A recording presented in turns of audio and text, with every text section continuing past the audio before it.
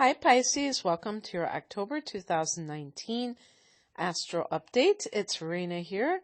So Pisces, there's a lot of energy in the 8th and ninth houses, and both of these houses can be said that they are connected to spirituality in some way. The 8th house is the house that Scorpio rules. The Sun is in Libra for most of the month, and for you, Libra is your 8th house. The 8th house has often been boiled down to the house of sex, death, and other people's money. So shared resources, what I would call magical sex. I read that in a book somewhere, sex magic, and I thought, that's perfect. And which basically means very serious, intentional sex, not just recreational sex. And let me see how many times I can say the word sex in this reading. And the other one, what was the other one? Death. And death is not just physical death, but transformation. So some of you may be going through your own metamorphosis. The 8th house is also the house of what lies beneath, or the mysteries of life and mysteries in general, like, Agatha Christie type of mysteries, but conspiracy theories. So with the Sun in the 8th house, you may be getting into some of these things and really embodying them. And on the 3rd of the month, Mercury goes into Scorpio, but here's the funny thing. Although Scorpio rules the 8th house, in your chart, it's in the 9th house. And so Mercury in the 9th house can mean more Sagittarian types of pursuits. Now, the 9th house can also be connected to spirituality, but I see the 9th house as more of philosophy, like how you view the meaning of life versus the secrets of life. So we take what we believe to be the meaning of life and apply it to ourselves personally and kind of adapt it to our own, how would I call it, our own particular personality types and preferences and, the way that you choose to go through life. But it's also the house of organized religion, and I would, just say the God house, as I've heard it described, the house of long-distance travel, mind expansion, so it's the house of university-level teaching and learning. And some of you, if you are professors, you may be getting a gig and you're doing it. You're speaking in front of a classroom of adults. And also, this can be getting paperwork together for a trip, getting your passport, and those kinds of things, if you are planning to travel far away. On the same day, the 3rd of October, Pluto goes direct at 20 degrees of Capricorn. This is in your 11th house of hopes and wishes. So, Pluto in the 11th house is a very interesting transit because it can deal with, people that you associate with, whether it's as friends or as a collective, so like a group. You may have had to find out who your real friends are, Pisces, in the last few months.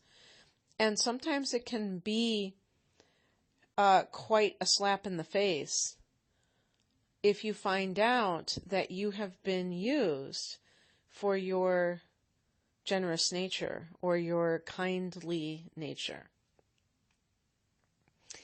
Pluto in the 11th house can really be about being obsessed about a certain dream that you want to accomplish. And now that it is direct, you may be even more obsessed than when it was retrograde, because when it was retrograde, you may have kind of like analyzed why you wanted it in the first place. And now you're just back to wanting it. The next day on the 4th, Mars goes into Libra. So Mars joins the party with the sun in the 8th house. Now, Mars being in the 7th house could have had some kind of a deal with a lawsuit.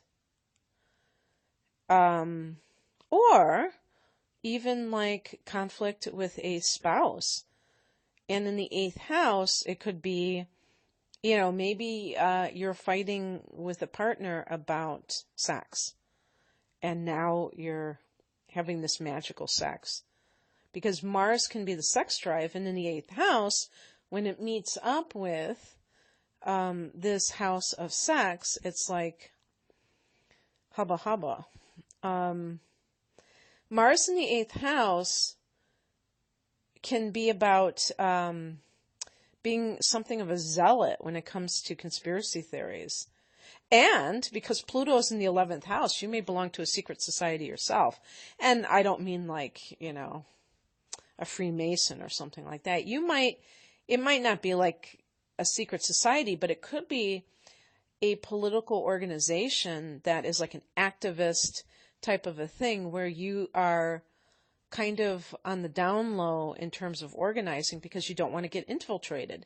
One thing that you have to be careful when Pluto is transing your 11th house is that if you are belonging to a group like a political organization, or if you're an activist, that you are not a useful idiot for other people who may be covert, who may be infiltrators, because Pluto can be kind of the underworld, and they may be infiltrating the group, and you think that they're your best friends, and they're really like spies, and or they may be trying to frame you by encouraging you to do this reckless thing that sets you up. I don't want to make anybody paranoid because that's not good, but I just wanted to kind of like put it out there. And since you have the sun in the 8th house and you have Mars in the 8th house, you might be trying to uncover these conspiracies in some way. Mars in the 8th house is like having Mars in Scorpio, and that can be like the detective who is like actively trying to uncover, stuff that's going on in a covert way. I wonder if this all seems so outlandish to the average Pisces person right now. But if there's something legal that has been ongoing, Mars in the 8th house can be fighting over shared resources like inheritance. And perhaps that was having your day in court and still having to battle it out for some reason. On the 8th, Venus goes into Scorpio, and that is that 9th house. Venus in Scorpio can be falling in love with or meeting somebody that you are attracted to or feel romantic feelings for who is from a different country, a different race. If you are traveling, it could be, a foreigner that you find yourself with. It can also just be earning money through 9th house activities, being a yoga teacher. Maybe that's why you're traveling. Earning money through university teaching, or maybe getting money from to attend university. That could be it too. On the 13th, we have a full moon at 20 degrees of Aries. And for Pisces, this is your second house of earned income.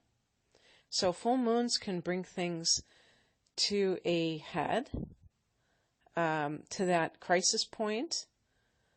It can be also a culmination, of your efforts.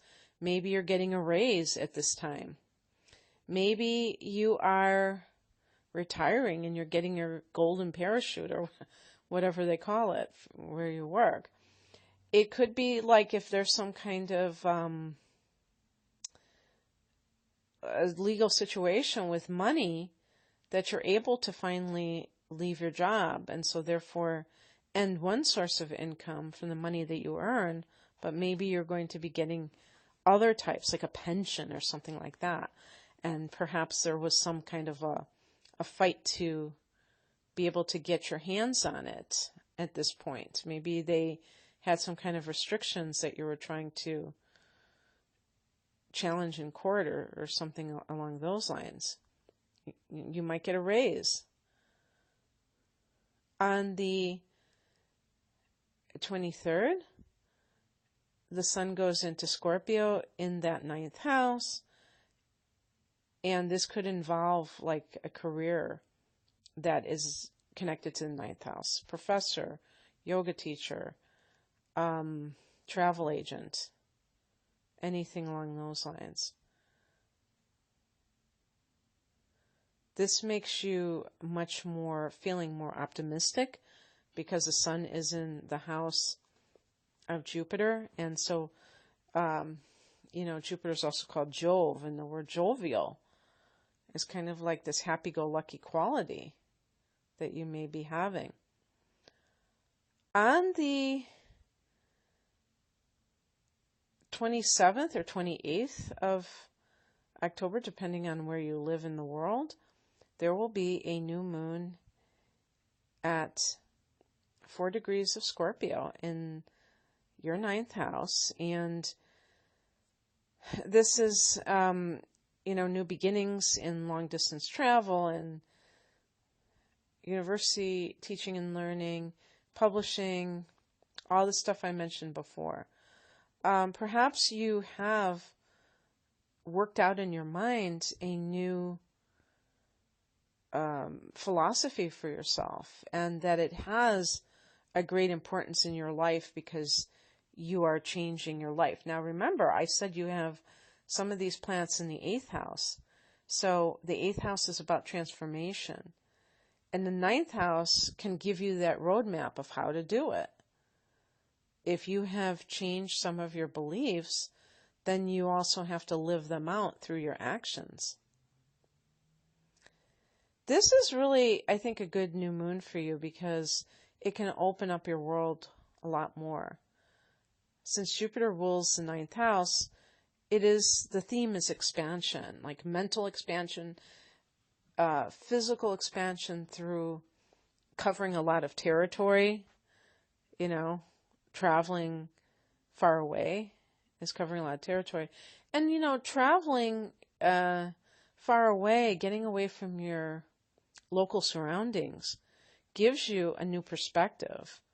And even if you're, on a cruise ship and you're, doing a lot of self-indulgence kinds of things, and you're not like being as cerebral a tourist, going to the educational things. Maybe you're just playing a lot of shuffleboard or something on a boat and then docking and just doing quick exploration of the area, but you're not really learning in history about places. You're still going to feel that sense of getting out of your comfort zone and breathing new life into your life. And there's something very life-affirming about travel, even if it is short distances, but this just happens to be long distances, because you're in movement. You're kind of like keeping that energy going. You're not stagnating. On the 31st, there is a Mercury retrograde at 27 degrees of Scorpio in that 9th house. Perhaps if you still haven't left for a trip, there is some kind of mucked up passport that has to be the form has to be filled out again. You know, maybe they made a mistake on the ID, the application, something. Perhaps travel plans have been postponed. Sometimes people are advised not to travel during Mercury retrograde, but obviously if it's something career related, you're not going to be that foolish and just give it up because you're afraid of like complications. But if you have the ability to tailor it to a certain time, you may realize that it's better to wait. And there may be other reasons why. There may be things that are going on in your own life that make you think this. But this is a temporary transit of about 3.5 weeks. So towards the end of November, this gets sorted out. And it doesn't, just because you have a Mercury retrograde in this house, the 9th house, doesn't mean that it cancels out everything of that house. Far from it. It just means that there might be something you have to pay attention to. Okay, that's what I have for you, Pisces. I hope that you enjoyed this. If you would like a personal reading, including a natal chart interpretation, I do have a special going on for those. I have the link below for that specific reading. It's on sale. I may extend it through the middle of October in case somebody happens to be watching past the first week of October. But in any case, I hope you have a great month and take care. Bye.